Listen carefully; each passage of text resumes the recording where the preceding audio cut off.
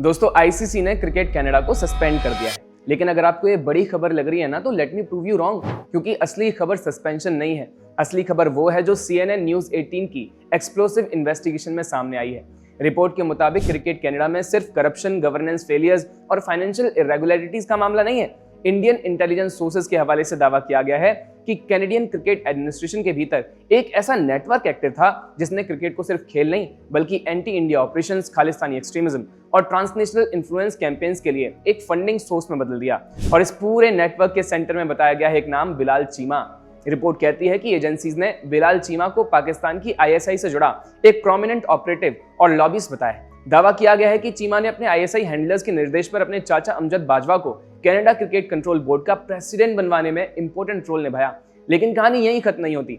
CNN news 18 की report के अनुसार बिलाल चीमा केवल क्रिकेट एडमिनिस्ट्रेशन तक सीमित नहीं था। इंटेलिजेंस इनपुट्स का दावा है कि वो Khalistani elements, Pakistan backed influence networks और ऑर्गेनाइज्ड क्राइम सिंडिकेट्स के बीच में एक ब्रिज की तरह काम कर रहा था। आरोप है कि कनाडा की क्रिकेट इकोसिस्टम का इस्तेमाल इन्फ्लुएंस बिल्डिंग, नेटवर्किंग और फंड डायवर्जन के लिए किया जा रहा था। अब यहाँ एक सवाल उठता है कि आखिर क्रिकेट बोर्ड में इतनी दिलचस्पी क्यों हुई? क्योंकि किसी भी स्पोर्ट्स बॉडी के पास लेजिटिमेसी होती है, फंडिंग चैनल्स होते हैं और कॉर्पोरेट कनेक्शंस होते हैं। अगर कोई नेटवर्क ऐसी ऑर्गेनाइजेशन पर इन्फ्लुएंस बना ले तो उसे सिर्फ खेल नहीं बल्कि ऑपरेशंस के लिए भी इस्तेमाल किया जा सकता है। रिपोर्ट्स में यह भी दावा किया गया है कि क्रिकेट कनाडा के भीतर गवर्नेंस कोलैप्स और फाइनेंशियल इरेगुलरिटीज कोई अलग थलग घटनाएं नहीं थी बल्कि एक बड़े इकोसिस्टम का हिस्सा हो सकती थी। आईसीसी की एंटी करप्शन यूनिट पहले ही क्रिकेट कनाडा से जुड़े मामलों की जांच कर चुकी है। CNN न्यूज 18 की रिपोर्ट के अनुसार खुफिया एजेंसियों का मानना है कि मैच फिक्सिंग और स्पॉट फिक्सिंग से होने वाले मुनाफे का इस्तेमाल भी एक्सट्रीमिस्ट नेटवर्क्स और प्रॉक्सी ऑपरेशंस को फंड करने के लिए किया जाता था।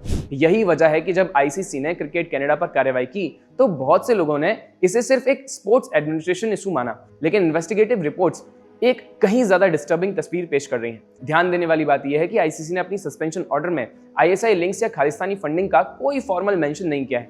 आईसीसी की कार्रवाई गवर्नेंस फेलियर्स, कंप्लायंस इश्यूज और करप्शन रिलेटेड कंसर्न्स पर बेस्ड है। लेकिन बिलाल चीमा, ISI कनेक्शंस और खालिस्तानी फंडिंग से जुड़े दावे, मीडिया रिपोर्टों और इंटेलिजेंस सोर्स बेस्ड एलिगेशंस अगर ये सच साबित हो जाते हैं तो ये सिर्फ क्रिकेट कनाडा स्कैंडल नहीं रहेगा और खेल संस्थाओं में सेपरेटिस्ट एजेंडाज और फॉरेन इंटेलिजेंस ऑपरेशंस के खिलाफ विजिलेंस का एक नया ग्लोबल अभियान शुरू करना होगा। खैर, इस पर आपका क्या ख्याल है, मैं कमेंट्स में जरूर बताइएगा। नमस्कार।